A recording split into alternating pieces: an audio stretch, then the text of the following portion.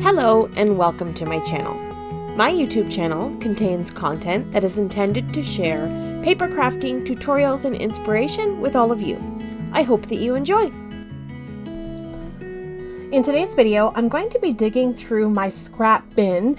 I have one of these 12 by 12 scrapbook paper storage bins that I picked up from Michael's, and I have all of my scraps sorted into pattern papers, and then I also have a bin for black and white cardstock, and then I also have a bin for colored cardstock. For today's video, I'm going to show you some ways to use up that scrap pattern paper for your card projects or paper crafting projects, junk journals, and things like that. So what I've got here is a scoreboard, a score tool, and a bone folder, and I'm just scoring my paper. This is a 12-inch strip, so I'm scoring it at 3-inch increments, and then I'm going to fold it up. What I'm going to create is a little booklet of tickets. So I'm going to crease all of the folds here, and then I'm going to grab my scissors and just snip off the corners. This is going to create a little ticket effect when I open it up.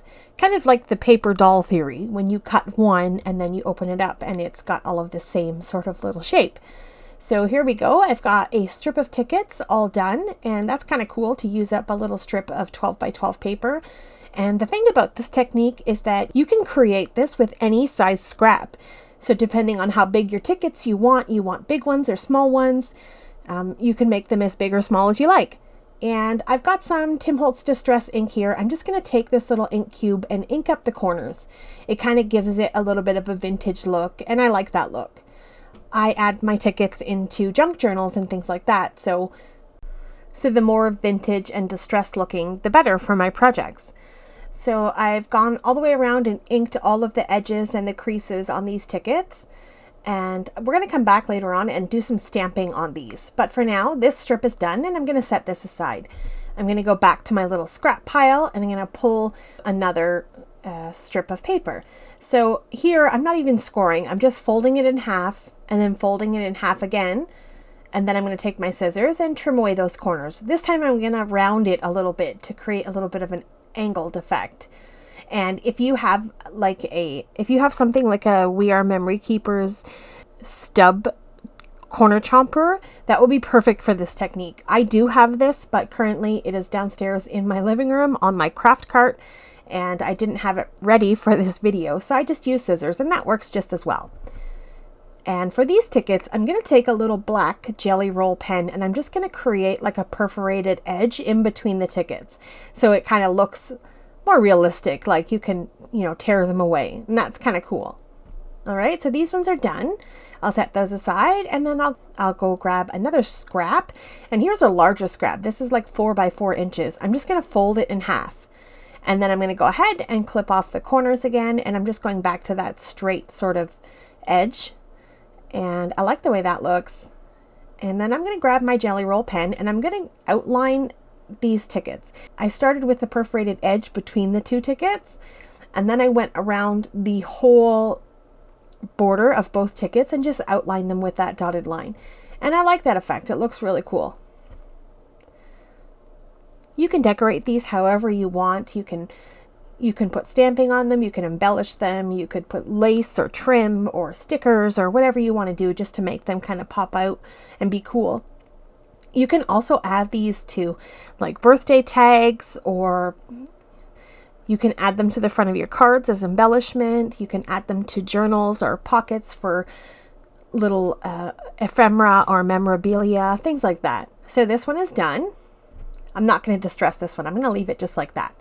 All right, so I'm going to take another one, and I'm going to make some little tickets with this. I'm going to fold it in half, and then fold it in half again, and then fold it in half again to make these little tiny tickets. And I think that's kind of cute. So once I get all my folding done, I'm going to go ahead and trim the corners. Now, because I have so many little pieces stacked up on top of each other, it's a little bit harder to trim away these corners.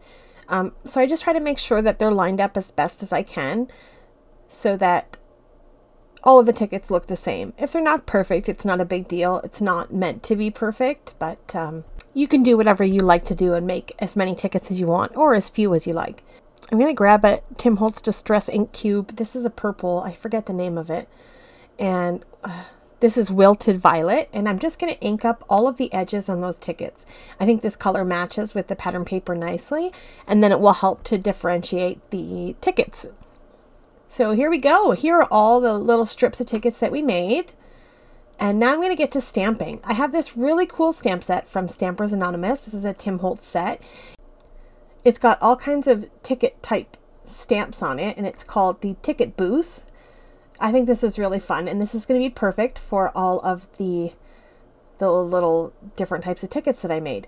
I grabbed an acrylic block, and I grabbed a silicone mat so that when I stamp and it overlaps, it's not going to ink up my desk.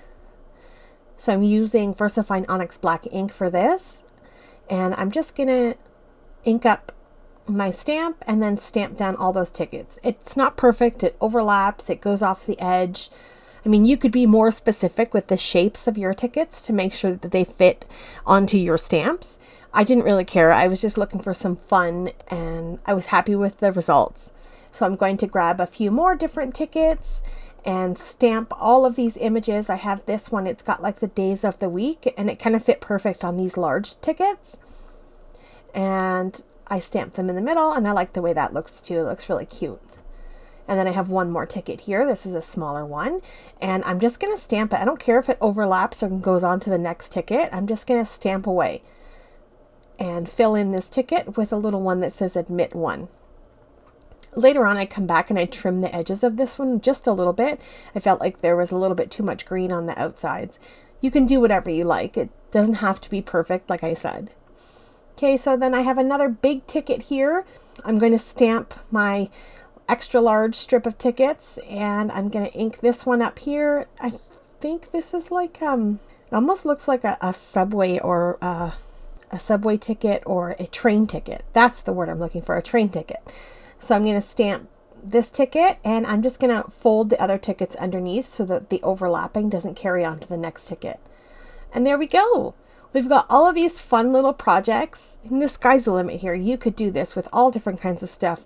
You could distress them and stamp them. You could draw on them. You can glue little pieces of stamped images on them. It's just so much fun to create, and it gets us using some of those little scraps that we have laying around. All right, that's going to be it for today's video. Thank you so much for taking time out of your day to spend it here with me and work on some of those little scraps with me. So if you haven't subscribed to my channel already, please do so. I'd love to have you along my card making journey. I hope that you've enjoyed this video. Coming up on screen is a series of videos that I have to share inspiration for chopping up your pattern papers and cardstock and stuff. Have yourself a lovely day, and I will see you in the next one. Bye!